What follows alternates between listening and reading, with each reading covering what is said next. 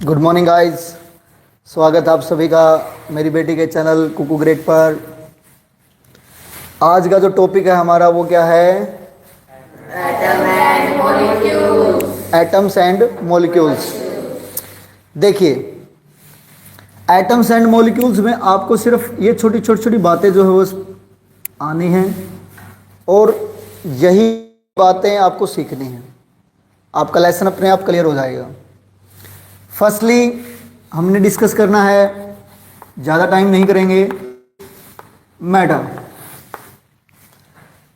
क्या होता है matter? Everything that occupy space and have some mass, यानी कि हर वो चीज जिसका जो कुछ न कुछ स्थान घेरती है और जिसका कुछ न कुछ मास होता है वो क्या होता है? हमारा मैटर होता है। मैटर, ये चौक मेरे हाथ में मैटर है, आप जिस बेंच के ऊपर बैठे मैटर है, ये पंखा मैटर है, घर मैटर है, एवरीथिंग जो आपको सराउंडिंग आपको दिख रहा है वो मैटर है। ठीक है, तो मैटर के ऊपर हम ज़्यादा डिस्कस नहीं करेंगे क्योंकि जो हमारा लेसन है वो क्या है? एटम्स एंड मॉलिक्यूल्स है। तो देखिए, हम डायरेक्टली सबसे नेक्स्ट क्या जा रहे हैं हम? सेकंड जो हमारा क्या है? परमाणु। जो परमाणु वर्ड है इसके ऊपर आ रहे हैं। सुनिए, अराउंड 500 BC पूर्व, यानी कि लगभग 500 BC, 500 BC बिफोर क्राइस्ट, यानी कि ईसा मसीह के जन्म से पहले कि 500 BC क्या थे? हमारे इंडिया के अंदर एक महर्षि पैदा हुए जिनका नाम था महर्षि कणाद। इन्होंने सबसे पहले जो है वो एक बात जो है वो बताई कि जो मैटर होते हैं ना, मैटर क्या होते हैं? मैटर क्या है? वो डिविजिबल हैं।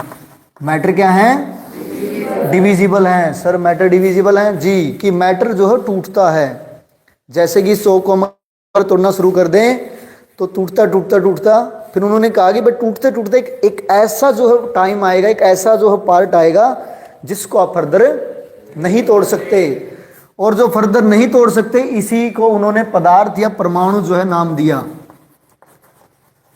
ये पदार्थ जो शब्द, जो परमाणु शब्द निकला, इसमें उन्होंने कहा कि भाई जो मैटर है वो लास्ट परमाणु पे आके रुकेगा, परमाणु के बाद ये फर्दर नहीं टूटेगा। तो समझ में आ गई परमाणु जो शब्द कहां से आया? परमाणु एक आई थिंक मूवी भी इंडिया के अंदर बनी है शायद, जो माननीय अटल बिहारी वाजपेयी के टाइम पे जो हमारे इंडिया के अंदर परमाणु न्यूक्लियर जो हम पावरफुल बने। देखे सभी ने? नहीं देखी है ना? अच्छी अच्छी मूवी तो तुम देखते ही नहीं है ना? देखना, बहुत अच्छी मूवी है कि किस प्रकार से इंडिया जो है न्यूक्लियर पावर। देखिए, नेक्स्ट जो हमारा क्या है वो एटम है। अब एटम क्या है?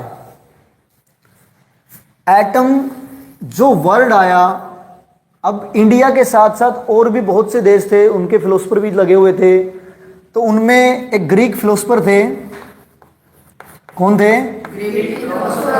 ग्रीक फिलोसफर से जिनका नाम था एक तो डेमोक्रिटस और एक कौन था?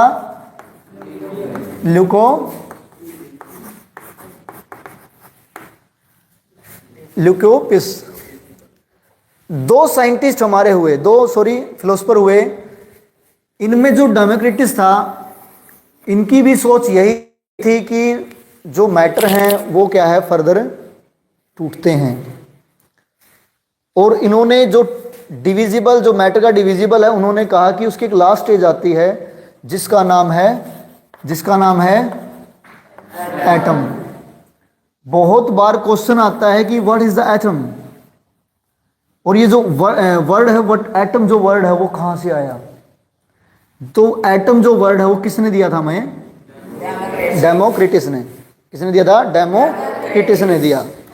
ठीक है, इन्होंने कहा कि भाई मैं जो एटम है वो मैटर की एक ऐसी स्टेज है जिस पे वो फर्दर नहीं टूट सकता, जिस पे फर्दर वो नहीं टूट सकता। ठीक है, तो तीन बातें, मैटर, परमाणु और एटम। परमाणु वर्ड कहां से आया, एटम वर्ड कहां से आया? आई थिंक ये तीन बातें आपको समझ में आई होंगी। देखिए, इनमें से फिर से अगर कोई आपका डाउट है तो पूछ सकते हैं कि एटम सर मुझे समझ में नहीं, एटम क्या था, या एटम किसने वर्ड जो दिया, ये चलें आगे। चलिए, नेक्स्ट है हमारा कि how big is atom, atom कितना बड़ा है। चलिए, हम एटम को बड़ा बताने से पहले मैं आपको छोटी छोटी बातें बता देता हूं कि डेमोक्रिटस ने बता दिया कि जो मैटर, जो एटम वो है वो फर्दर नहीं टूटता। लेकिन एक मिनट की बात बता देता हूं बस, कि आज के टाइम पे हमें पता है कि जो एटम है वो टूटता है। वो किस में टूटता है? Proton, neutron and electron. ये मान लीजिए हमने क्या है, एक एटम ले लिया, और एटम का ये क्या है, मेरा न्यूक्लियस है। क्या है मेरा? न्यूक्लियस है, इसका केंद्र है, इसका सेंटर है। इसमें क्या होता है, प्रोटॉन होता है और न्यूट्रॉन होते हैं। प्रोटॉन जिसके ऊपर पॉजिटिवली चार्ज होता है, न्यूट्रॉन जो न्यूट्रल होता है, जिसके ऊपर कोई चार्ज नहीं होता, न्यूट्रल होता है ये, और एक इलेक्ट्रॉन होते हैं जो इसके चारों तरफ क्या करते हैं, घूमते हैं। इलेक्ट्रॉन जिनके ऊपर नेगेटिव चार्ज होता है। इसका मतलब कि फर्दर जो है वो आगे जाकर जो इन सब की थ्योरियाँ थी वो क्या चेंज हुई। लेकिन इन्होंने एक बेस ज़रूर दिया, स्टार्ट ज़रूर दिया सभी को, क्योंकि डे पर डे साइंस विकसित होता गया और खोजें जो वो होती जा रही थी। हम इसके बारे में ज़्यादा तो नहीं बता रहे अभी, क्योंकि जो हमारा टॉपिक है मुझसे ज़्यादा दूर नहीं जाएंगे। देखिए कि how big is atom, atom कितना बड़ा है। सोचिए कितना बड़ा है। मान लीजिए मैं आपको 10 लाख ईंटें दे दूं, 1 मिलियन ईंटें दे दूं, तो आप उससे कितना बड़ा घर बना लोगे? आई थिंक बहुत बड़ा घर बना लोगे। लेकिन जो हमारा एटम होते हैं उसका साइज इतना बड़ा होता है कि यदि मेरे हाथ में क्या है, मैं एक 1 बाई 1 बाई 1 ऐसे करके अगर 1 मिलियन या 10 लाख एटम्स को ऐसे रख लूं, तो भी उसका साइज आपके पेपर के साइज से छोटा होगा। पेपर का साइज कैसे? जैसे कि आपके पास देखिए ये पेपर है और इसकी जो मोटाई है, देखिए ये मोटाई, इस मोटाई से भी उसका जो साइज होगा वो शायद छोटा होगा। इसीलिए हम एक बात बोल सकते हैं कि एटम्स को वी कांट सी, अपनी आंखों से हम एटम्स को नहीं देख सकते। ठीक है, यहां तक आया समझ में? एक समझने के लिए इसको हम क्या एक एग्जांपल ले लेते हैं कि मान लीजिए हमारे पास एक ग्राउंड है जिसकी रेडियस 5 किलोमीटर है। कितनी रेडियस है? 5 किलोमीटर की रेडियस का हमारे पास एक ग्राउंड है, और आपसे पूछा कि इसका साइज कितना होगा, एटम का साइज कितना होगा, तो आपकी जो क्रिकेट की बॉल होगी ना, क्रिकेट की जो बॉल होगी वो क्या होगा, एटम का साइज होगा। अब एटम का साइज इतना होगा तो न्यूक्लियस कितना होगा? अब न्यूक्लियस इसके अंदर है तो उसका जो न्यूक्लियस होगा वो तो और भी स्मॉलर होगा। हम एक बात बोल सकते हैं कि एटम जो है वो स्मॉलर इन साइज, बहुत ज़्यादा छोटे होते हैं, और इतने छोटे होते हैं कि हम किसी न किसी माइक्रोस्कोप की मदद से ही इसको क्या है देख सकते हैं। ठीक है, लेकिन हम एक बात बोल सकते हैं कि जो मैटर की जो फंडामेंटल यूनिट है ना, फंडामेंटल यूनिट ऑफ मैटर, वो कौन है? कौन है वो? एटम है। क्यों है? जैसे हमारे शरीर की फंडामेंटल यूनिट कौन है? सेल है। क्यों है? क्योंकि जो हमारी ऑर्गन है, हमारा ऑर्गन सिस्टम है, हमारी बॉडी है, वो किससे बनती है? सेल से। ठीक उसी प्रकार जो हमारे सराउंडिंग जितने भी हमारे मैटर हैं वो सारे के सारे किससे बने हैं? एटम से बने हैं। इसलिए उसकी जो फंडामेंटल यूनिट है वो कौन है? कौन है? एटम्स हैं। ठीक है, इसलिए हम बोल सकते हैं कि जो मैटर की फंडामेंटल यूनिट है वो कौन है? एटम्स। ठीक है, तो उसका साइज समझ में आया कितना बड़ा है? बहुत बड़ा है ना? बहुत छोटा है? चलिए, बहुत छोटा है। जो भी है साथ ही साथ पूछ लें, अगर कोई डाउट हो तो साथ साथ पूछें कि सर ये डाउट रह गया। ओके, इसके बाद जो है वो आए हमारे जॉन डाल्टन जी। कौन आए? John Dalton. जॉन डाल्टन, ठीक है। अब जॉन डाल्टन देखिए, अब मान लीजिए इंडिया है। अब इंडिया के अंदर क्या है? स्टेट्स हैं। अगर अकेला इंडिया सब और हमें कह दें कि भाई किसी जगह पे जाना है, तो अब इंडिया बहुत बड़ा है, तो हमने क्या किया? उसको स्टेट्स में डिवाइड कर दिया कि भाई तुम स्टेट्स हो, और स्टेट में फिर क्या कर दिए? डिस्ट्रिक्ट बांट दिए। में क्या कर दिया? विलेज बांट दिए। यानी कि हमने क्या कुछ न कुछ नाम दे दिए। तो जॉन डाल्टन देना उन्होंने क्या किया? जैसे जैसे एलिमेंट्स की खोज हुई, किसकी खोज हुई? एलिमेंट्स की खोज हुई, तो इन्होंने कहा कि भाई इन एलिमेंट्स को कुछ न कुछ सिंबल दे दीजिए ताकि इसकी पहचान रहे कि ये जो है वो हाइड्रोजन है, ये जो है वो ऑक्सीजन है, ये वो जो है हीलियम है, या जो भी है। ठीक है, तो इन्होंने क्या है? कुछ सिंबल्स जो है रिकमांड किए। क्या करें? ठीक है, ये लास्ट में है ना, जैसे ही ये हमारा वैलेंसी खत्म होगा तो तुम्हारा टेस्ट होगा। ठीक है, और ध्यान रखना, जो भी फंसेगा सोच लेना। तो सिंबल्स जो है उन्होंने कुछ न कुछ सिंबल्स दिए। अब जो इनके सिंबल्स थे वो कुछ इस प्रकार से देखिए, जैसे ऑक्सीजन का उन्होंने ऐसे कुछ दे दिया, खाली ऑक्सीजन। ऐसे ही उन्होंने क्या है, अब ये हाइड्रोजन को दे दिया कि भाई आप हाइड्रोजन है ये। ठीक है, एक साइज उन्होंने ऐसे दे करके फास्फोरस को दे दिया, जो आजकल किसी गाड़ी में लगता है। जैसे बच्चे ने बताया था मर्सिडीज के अंदर, कि मर्सिडीज के अंदर, मैंने तो देखी भी नहीं कभी गाड़ी है मर्सिडीज, तो हमें तो अल्टो देखी है। ठीक है, और है ना। चलिए, अब इन्होंने इस तरह के एलिमेंट्स के उन्होंने क्या सिंबल दे दिए, लेकिन ये ज़्यादा कन्विंस नहीं रहे। क्यों नहीं रहे? क्योंकि ये क्या करते थे, अपने एलिमेंट के साथ साथ उनकी क्वांटिटी को भी रिप्रेजेंट करते थे। जैसे कि अगर ये ऑक्सीजन की बात करें, हाइड्रोजन की बात करें, तो ये एक एटम है, किसका? हाइड्रोजन का, न कि हाइड्रोजन। वो एक उसकी क्वांटिटी के बारे में बात करते थे। अब धीरे धीरे क्या हुआ, जो एलिमेंट्स है वो डे पर डे डिस्कवर होते गए, एलिमेंटों की संख्या बढ़ती गई, तो इनके जो सिंबल है वो ज़्यादा इफेक्टिव नहीं रहे। तो इसके बाद जो है वो इनके जो सिंबल्स थे उनकी जगह पर एक फिलोसफर नए आए। कौन आए? बर्जिलियस। कौन आए? डाल्टन्स के सिंबल्स के बारे में शायद थोड़ी बहुत एक आपको पता होगी, अदरवाइज आप टेबल्स जो है उसमें देखें कि किसका सिंबल क्या इन्होंने दिया था। देखिए, अब जो है वो कौन आया? बर्जिलियस आया। कौन आया?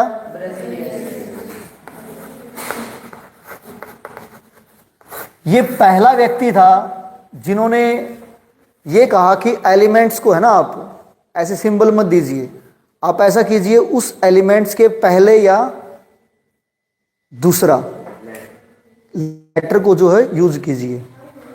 या तो आप फर्स्ट लेटर उठा लीजिए या उसके फर्स्ट 2 लेटर उठा लीजिए। जैसे कि ऑक्सीजन था, इन्होंने कहा कि भाई फर्स्ट लेटर O। ठीक है, हीलियम है, जैसे क्या हुआ? He। ठीक है, बेरिलियम था Be, नाइट्रोजन था N। ठीक है, यानी कि इन्होंने क्या करा, पहले या दूसरे 2 लेटरों का यूज करके क्या है, इन्होंने सिंबल जो वो अब ये इफेक्टिव भी हुआ। लेकिन हुआ क्या कि जैसे देखो पहले ज़माने में क्या था कि कोई भी एलिमेंट जहाँ भी मिलता था उसी जगह के नाम पर ही क्या है उसका एलिमेंट्स का नाम जो वो रिकमेंड करते थे कि भाई नहीं ऐसे कर लो, ये नाम इसका ये रख दो। जैसे हमारे बाप दादा क्या करते थे कि मेरे दादाजी का नाम भानु प्रताप था तो मेरे बेटे का नाम भी भानु प्रताप होगा। मेरे परदादा का ये नाम था मियाँ सिंह था तो मेरे बेटे का नाम भी मियाँ सिंह होगा, क्योंकि उनको लगाव था इन चीज़ों से। अब देखो जो हमारा कॉपर था ना, कॉपर कौन था? कॉपर जो है वो एक साइप्रस नाम की जगह पे मिला था। कौन सी जगह पे? साइप्रस नाम की जगह पे जो है वो मिला था। अब इस साइप्रस नाम की जगह पे मिलने के कारण ही जो कॉपर है उसका जो सिंबल है वो क्या दिया गया था? क्या दिया गया था? Cu। अब ऐसे भी नहीं था कि इन्होंने पहले अक्षर ही उठाए, ऐसे बहुत से आपको मैं एग्जांपल दे सकता हूं। जैसे कि देखो गोल्ड, देखो अब गोल्ड का सिंबल आप बताइए, आपने पढ़ा है 9th क्लास के अंदर कि क्या गोल्ड का जो सिंबल है वो जीओ है? जी है। क्या है? बिल्कुल सही, लक्की ने ध्यान से पढ़ा शायद। चली होगी, चली होगी।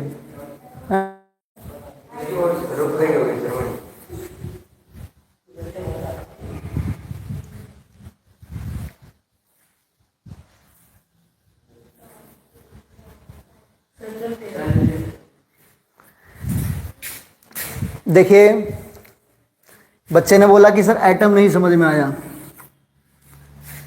दोबारा बता देते हैं, एटम क्या है बेटा? एटम पुराने ज़माने में मैटर की वो लास्ट स्टेज मानी जाती थी कि जिसमें उस चीज़ को हम दोबारा नहीं तोड़ सकते। आप कोई भी, जैसे कि चौक है, अब देखिए चौक को मैंने ब्रेक कर दिया, अब इसको तोड़ दीजिए तोड़ दीजिए, अब देखो ये लास्ट मेरे पास ये आ गया, देखो ये वाला।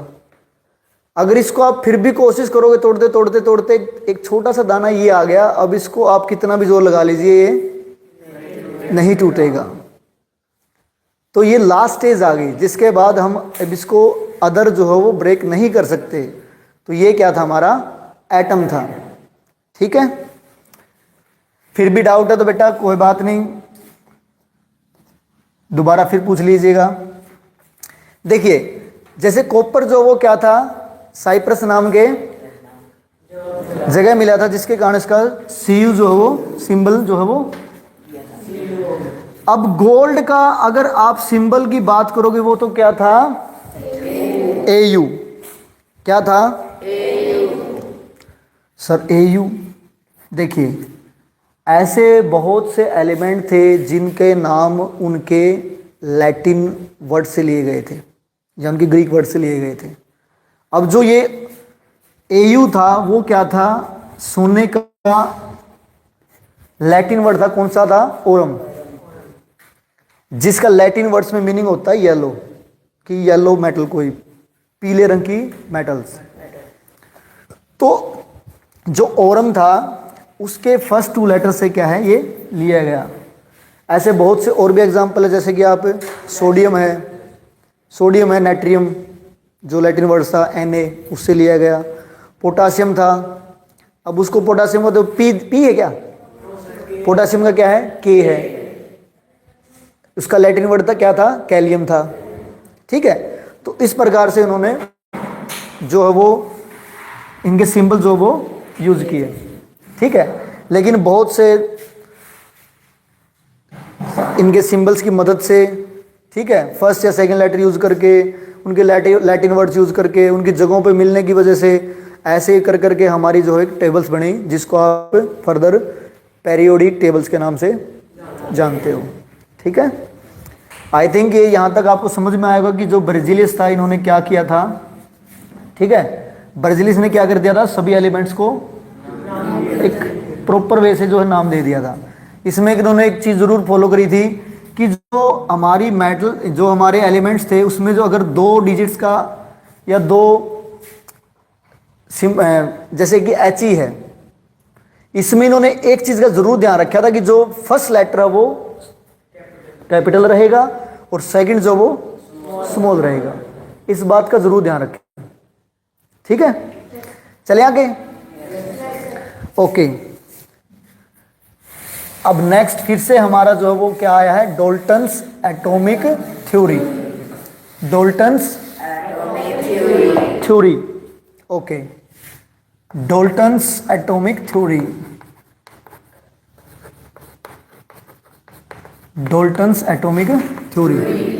अब इसने क्या है, इस थ्योरी में इसने बहुत 4-5 जो पोस्टुलेट दिए थे, 4-5 जो बातें बताई थी, उन बातों को क्या है आप डिस्कस कीजिए, आप बताइए। जैसे मैं भी आपको बता रहा हूँ, समझा रहा हूँ कि इन्होंने क्या क्या दिया था। देखिए, फर्स्ट जो डोल्टन है, इन्होंने कहा था कि all matter is made up, all matter is made up by tiny particles. Tiny कि जो मैटर है वो बहुत छोटे छोटे पार्टिकल से बनकर बने हैं, जिनको क्या कहते हैं, कॉल्ड एटम।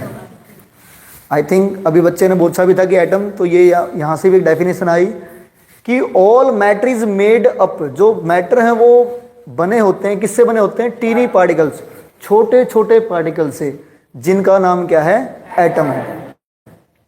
क्लियर? सेकंड जो इन्होंने बताई वो क्या था कि atoms are divisible, indivisible, atoms are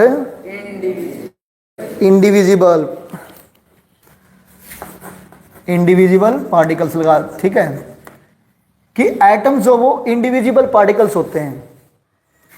इसको एक बात से समझते हैं, इन्होंने इस बात को बताया कि देखो कि आपको कोई केमिकल रिएक्शन करनी है, ठीक है, yes, क्या करनी है, अब केमिकल रिएक्शन में इसने कहा कि ना तो एटम बनेंगे और ना एटम डिस्ट्रॉय होंगे, ठीक है, तो इसने यही कहा कि एटम्स आर इंडिविजिबल पार्टिकल्स, ठीक है, ना तो उनको बनाया जा सकता है और ना ही उनको खत्म किया जा सकता है, ठीक है। थर्ड थी, इन्होंने कहा था कि एटम्स, क्या थी थर्ड इनकी, कि atoms of a given elements, atoms of a given elements are identical, are identical in mass and chemical reaction। मतलब कि जो एटम्स होते हैं ना, वो किसी रिएक्शन में मान लीजिए पार्टिसिपेट करते हैं, तो उसकी जो प्रॉपर्टीज है वो आइडेंटिकल हैं, मतलब पहले ही पता होते हैं कि भाई इसकी प्रॉपर्टी क्या है, इसके अंदर क्या गुण है। अब चीनी है, चीनी क्या है, मिट्टी है, तो ये कह रहा है कि भाई जितने भी हमारे एटम्स हैं ना, एलिमेंट्स हैं, वो क्या है, आइडेंटिकल हैं। वो केमिकल रिएक्शन करेंगे ना, तो उसमें पहले ही वो आइडेंटिफाई हैं, उनका जो मास है और उनकी जो रिएक्शन है, ठीक है। उसके बाद जो फोर्थ है वो उसने बताया था, क्या बताया था,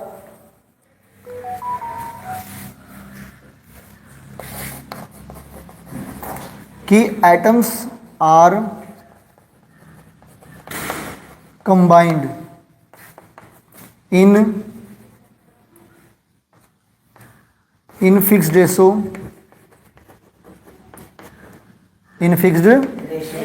रेशो एंड मेड कंपाउंड या मॉलिक्यूल्स।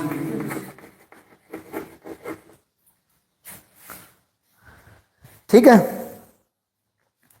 ये मॉलिक्यूल्स चलो मॉलिक्यूल्स रहने भी दे बेसिक से कि इन्होंने सिर्फ कंपाउंड, क्योंकि मॉलिक्यूल्स में तो सेम एलिमेंट्स भी जो है वो उसके एटम्स भी हो सकते हैं अटैच, कि atoms are combined in fixed ratio, कि जब एटम्स है ना उनको क्या है एक फिक्स रेशो के अंदर क्या है कंबाइन किया जाता है तो वो एक कंपाउंड बनाते हैं। कैसे?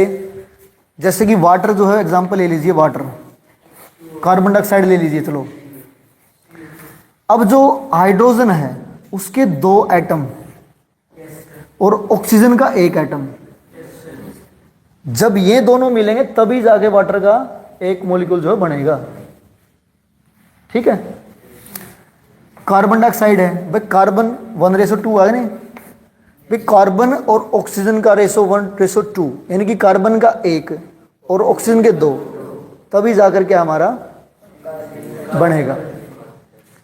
आई समझ में? तो ये जो डोल्टन की थी कुछ एटॉमिक्स थ्योरी थी जो इन्होंने दी थी। आई समझ में? थोड़ा थोड़ा करके तो आ गई। ठीक है सर, तो ये हमारा डोल्टन्स का एटॉमिक थ्योरी जो है वो हुआ है। ठीक है, करें रफ इसको।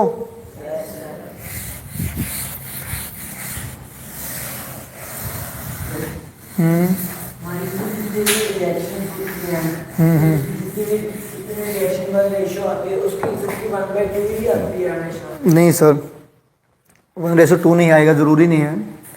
ये हमारा जो टॉपिक आएगा ना वैलेंसी और एटॉमिक मास,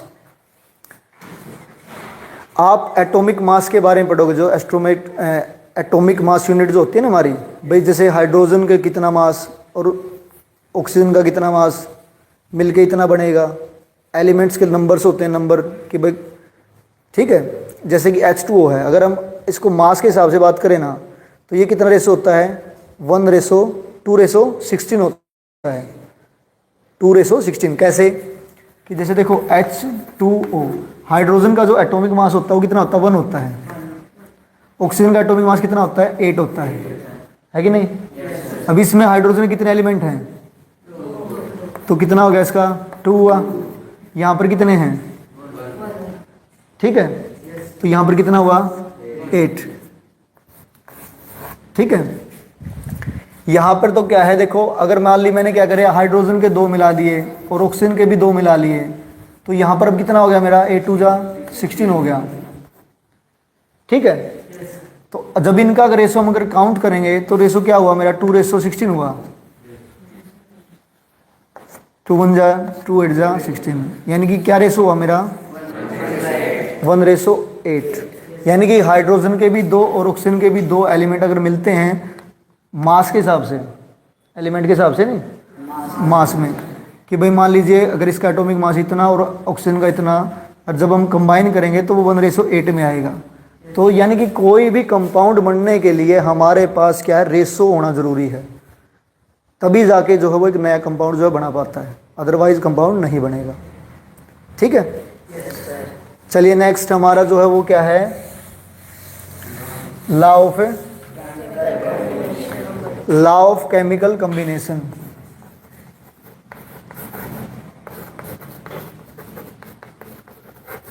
केमिकल कॉम्बिनेशन, देखिए लॉ ऑफ कॉम्बिनेशन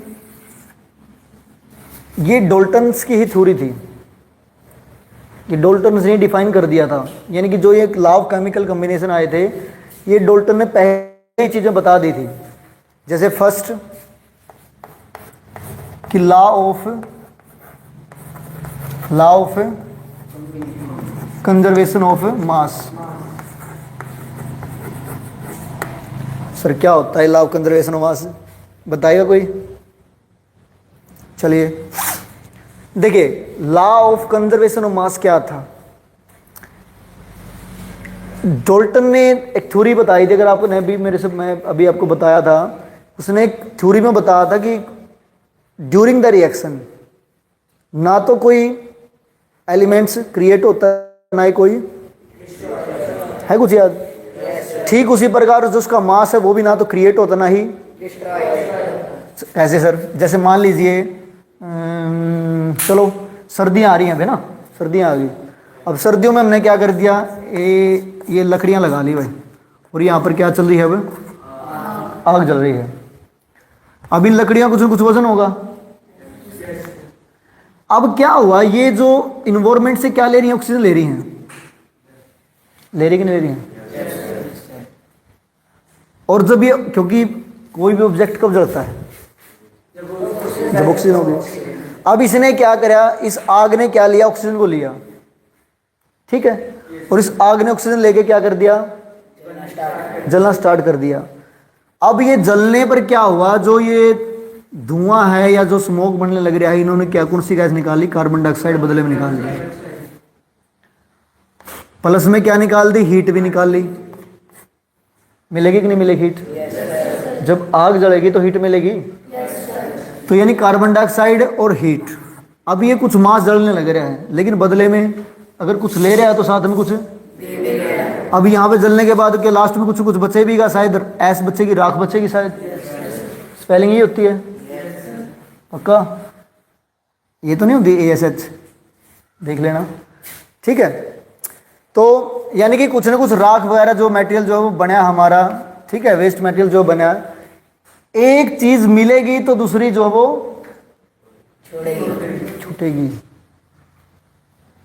ठीक है। एक चीज अगर लेंगे तो दूसरी देंगे, इसका मतलब वो ना तो कोई चीज, ना तो मास का जो लॉस होता है, ना ही मास का डिस्ट्रॉय होता, ना तो मास क्रिएट होता, ना ही डिस्ट्रॉय होता है। लाइक एनर्जी, एनर्जी की डेफिनेशन भी तो हमारी यही होती है कि एनर्जी नेवर बी क्रिएट और नोर बी डिस्ट्रॉयड।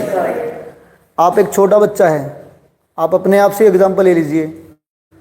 अगर छोटा बच्चा है वो क्या करता है, पूरे दिन शरारत करता रहता है, आप उसको क्या करिए, अपने साथ घुमाने ले जाइए, आप उसको 1 किलोमीटर 2 किलोमीटर चला लो, उसके बाद वो आराम से आते ही सो जाएगा, कोई शरारत नहीं होगी, क्योंकि उसकी जो एनर्जी थी वो आपने क्या कर दी, कन्वर्ट कर दी, समझे, क्या कर दी, लाइक जैसे कि आपने क्या है, आपने पेट्रोल डीजल डलवा लिया गाड़ियों में, अब वो मैकेनिकल एनर्जी है, ठीक है। अब उसने क्या, पेट्रोल डीजल वो केमिकल थे, केमिकल से उसने केमिकल एनर्जी ने किस में कन्वर्ट कर लिया, मैकेनिकल एनर्जी में, वो चली गाड़ी। तो यानी कि आप क्या कभी भी ना तो बना सकते हो ना ही डिस्ट्रॉय कर सकते हैं।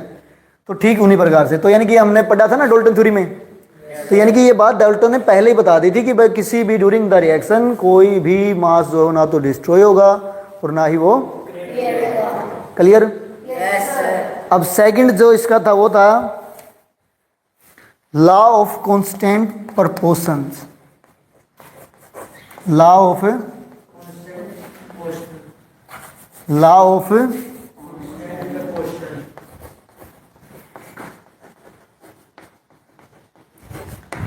अब हमारा जो सेकंड था ये था लॉ ऑफ कांस्टेंट प्रोपोर्शनल।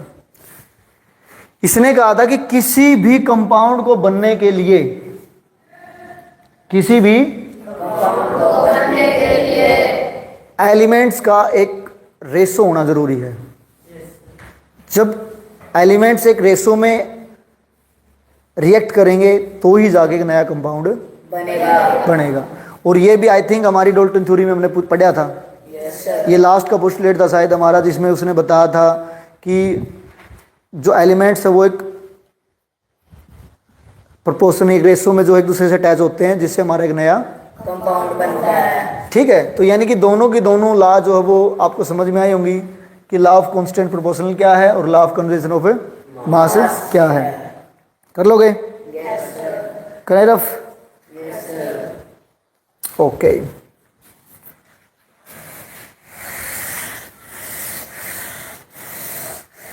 तो कितना हो गया हमारा? फर्स्ट क्या था हमारा? सेकंड क्या था? थर्ड, फोर्थ, और नेक्स्ट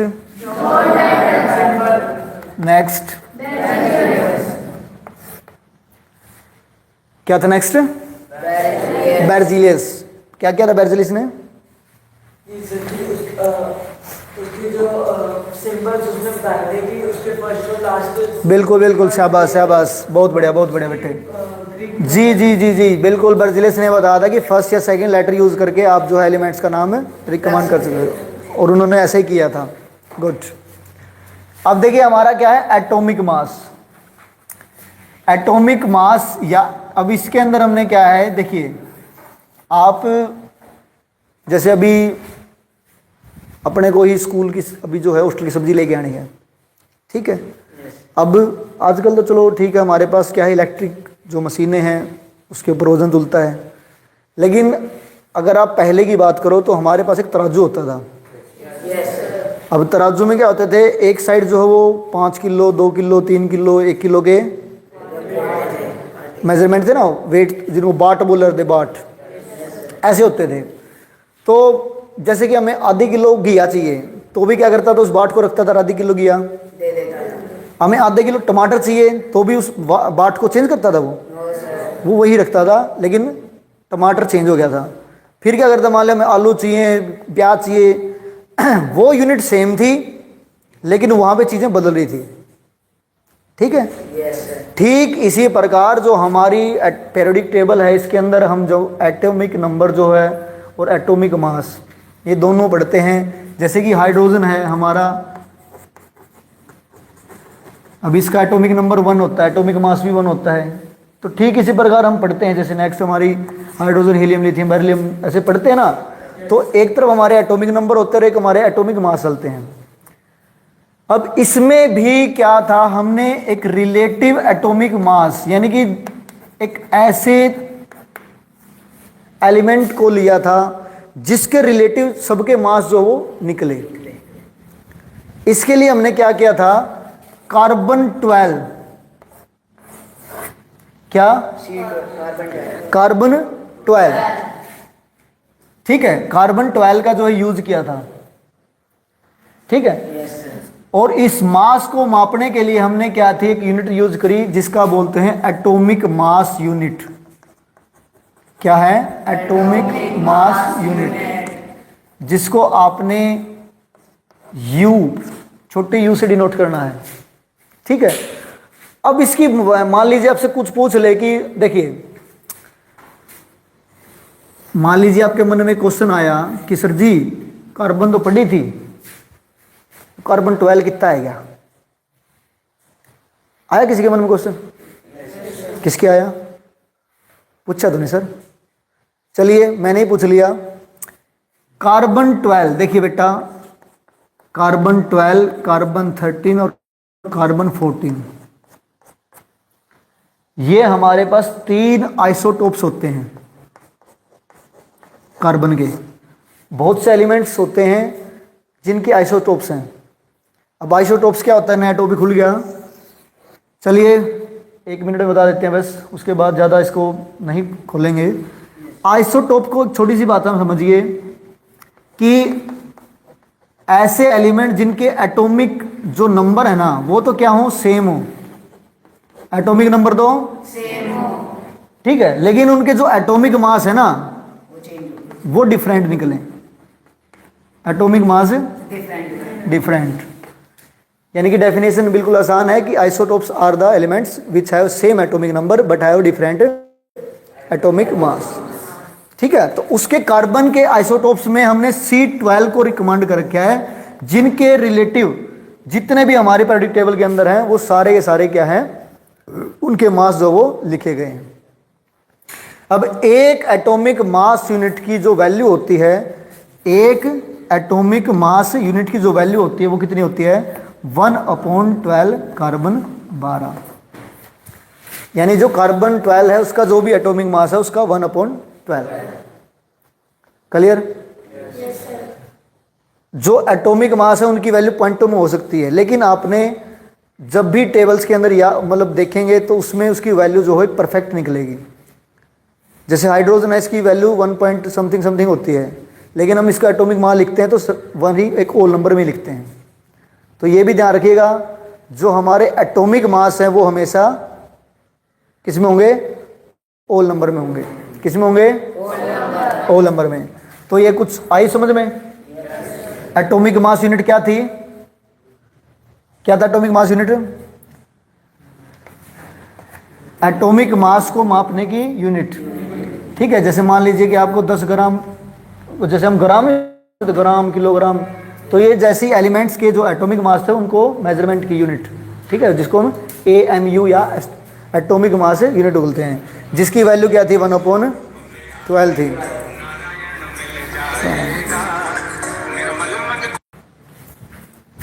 ठीक है, एटॉमिक या मास यूनिट क्या है 1/12, यानी कि 1 AMU की वैल्यू 1/12। क्लियर यहाँ तक? चलें, चलिए नेक्स्ट चलिए।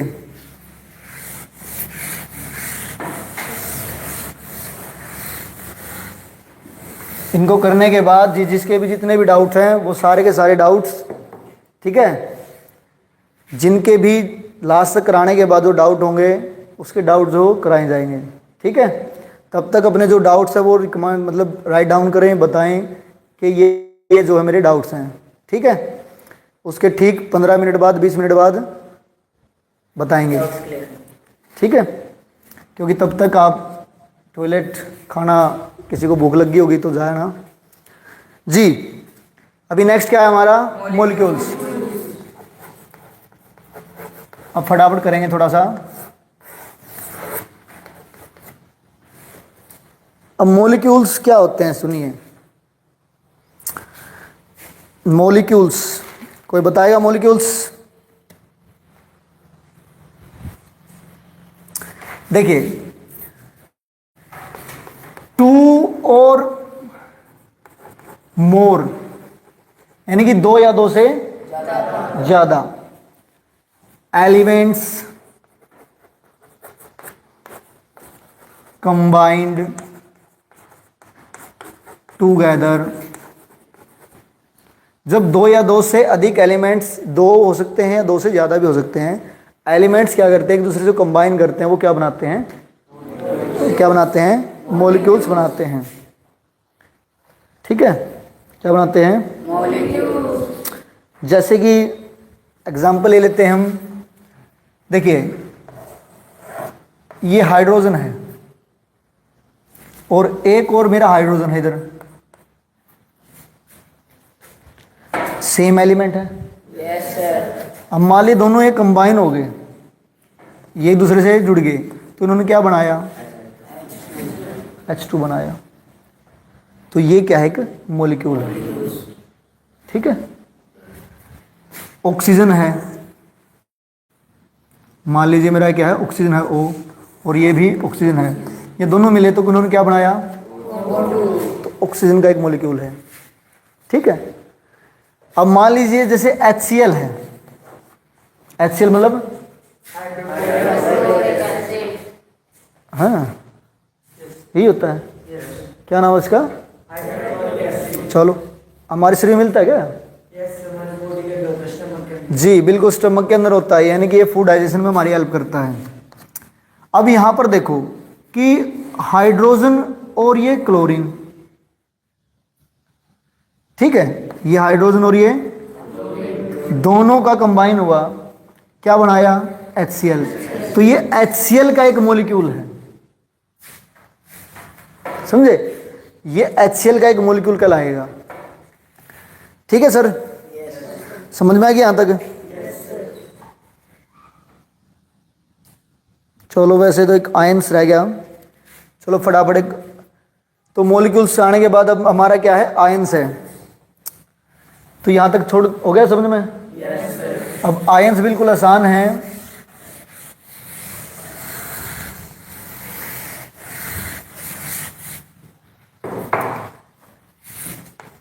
ये कराने के बाद फिर डाउट्स भी कराने हैं, और कोई नया टॉपिक हो तो वो भी देखना है एक बार। देखिए आयंस, आयंस को हम एक सिंपल सी भाषा में बोल सकते हैं कि दीज आर द चार्जेस। ये क्या होते हैं? चार्ज होते हैं। दुनिया की हर एलिमेंट्स के ऊपर हम बोल सकते हैं कि चार्ज है कुछ ना कुछ, ठीक है। यहां तक कि हमारे शरीर पे भी चार्ज है। देखिए कभी आप क्या करिए, सूखे बालों से ऐसे करके, जैसे पेन वगैरह से देखना, कागज काट के देखना चिपक जाते हैं वो। तो यानी कि जो हमारे चार्ज हैं, करंट तभी तो लगता है बेटा, अगर हमारे ऊपर चार्ज ना होता तो हमें करंट नहीं लगता कभी, ठीक है। क्योंकि करंट भी 2 है, जब चार्ज अलग अलग होते हैं तो भी करंट पास होता है। देखिए आयंस में क्या है, हमारे दो प्रकार के चार्जेस होते हैं, कैटायंस और एनायंस। कैटायंस जो पॉजिटिवली चार्ज होते हैं, ऐसे कोई भी एलिमेंट जिसके ऊपर पॉजिटिव चार्ज होगा वो क्या है मेरे कैटायंस है, और ऐसे जो भी हमारे एलिमेंट जिनके ऊपर नेगेटिव चार्ज होगा वो क्या होते हैं, एनायंस होते हैं।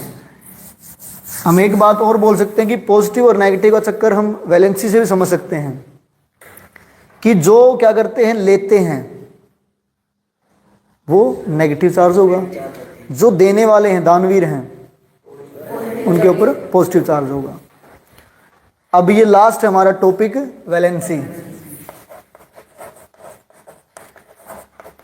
वैलेंसी क्या है? वैलेंसी क्या है? लॉस ऑफ इलेक्ट्रॉन्स या गेन ऑफ इलेक्ट्रॉन्स। इलेक्ट्रॉन्स को लेना या इलेक्ट्रॉन्स का देना, दोनों ही मेरी क्या है, वैलेंसी है। ठीक है, लेना और देना दोनों ही वैलेंसी है।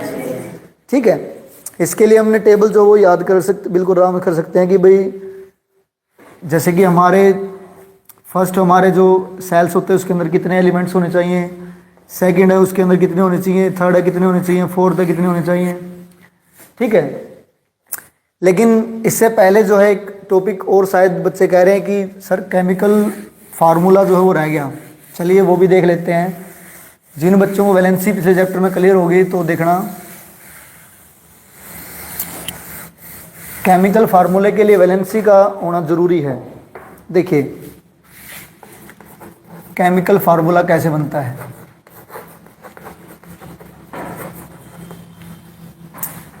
देखिए सोडियम है और ये क्या है, क्लोरीन है।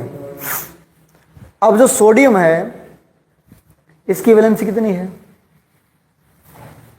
1 है, और ये 1 क्या है, पॉजिटिव में है, यानी कि दे सकता है। Cl है, इसकी भी 1 है लेकिन नेगेटिव में।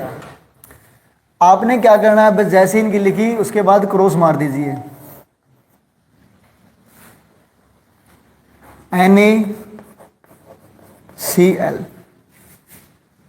क्या बन गया, NaCl, क्योंकि इसके पास भी एक ही इसके पास भी एक, कैंसिल है कुछ नहीं तो दोनों का हो गया NaCl। ठीक है, आगे समझ। अब मान लीजिए हमारे पास, मान लीजिए मैग्नीशियम है और ये, ठीक है, अब मैग्नीशियम की वैलेंसी कितनी होती है, 2 होती है, और इसकी फिर से वही, तो Mg सिंगल रहा, अब Cl के साथ क्या लग गया, 2 लग गया, MgCl2, तो मैग्नीशियम क्लोराइड, मैग्नीशियम। ठीक है, इस प्रकार से आप कर सकते हो। जैसे एक एग्जांपल और लेता हूं मैं, कार्बन, चलो ये ले लो, टेट्राक्लोराइड ले लो, कार्बन टेट्राक्लोराइड। देखो फिर से कार्बन और ये टेट्रा छोड़ दो, क्लोराइड लो, Cl। ठीक है, अब कार्बन की कितनी होती है, 4 होती है, बिल्कुल सही है। क्लोराइड की 1, गुड। अब 2 होती है, देख लेना, 1 ही होती है। चलो तो फिर से वही ऐसे करेंगे क्रॉस, तो क्या बनी, CCl,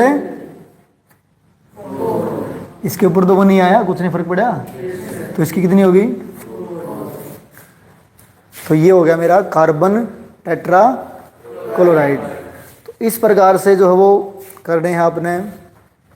चलो एक और लेना चाहो तो देख ले सकते हो, मैग्नीशियम, और ये कह रहे हैं कि हाइड्रोक्साइड की और ले लो सर जी, चलो भाई ले लो। इसकी क्या होती है, 2 होती है, इसकी फिर से क्रॉस, तो क्या बना मेरा, मैग्नीशियम, और हाइड्रोक्साइड को आपने क्या करना है, हमेशा ब्रैकेट में लेना है, तो क्या बना मेरा, मैग्नीशियम हाइड्रोक्साइड। तो इस प्रकार से जो है ये हमारा जो है एटम्स एंड मॉलिक्यूल्स का जो चैप्टर था वो कंप्लीट है। अब जितने भी आपके डाउट्स हैं, आपके पास 15 मिनट हैं, 20 मिनट हैं, आप उनको राइट डाउन कर लीजिए और 20 मिनट बाद जो है आपके डाउट्स जो हो क्लियर कराएंगे। ठीक है, तब तक आप रेस्ट कीजिए। ठीक है, तब तक।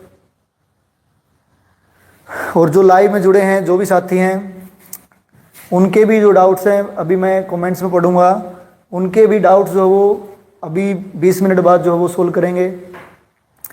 आपको देखने के लिए, आप चैनल को देख रहे हैं, आपका बड़ा धन्यवाद।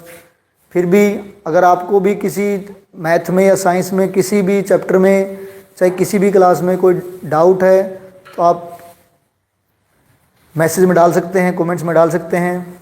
तब तक देखते रहिए कुकू ग्रेट। Thank you.